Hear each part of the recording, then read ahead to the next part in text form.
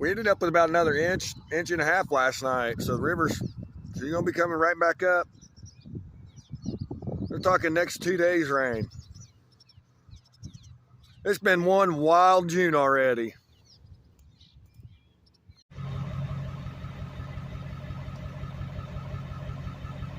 Boy, that corn's thick now.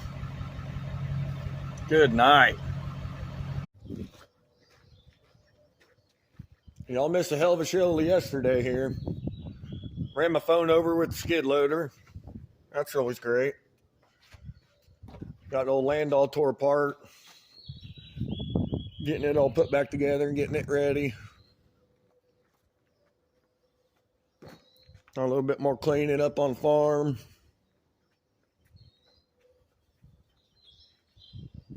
This little girl's gonna be ready to go.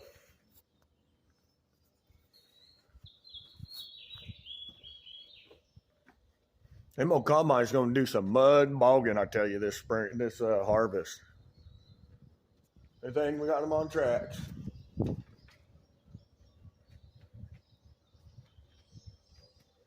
Hopefully we don't get one of them dirty dogs stuck. That'll be fun.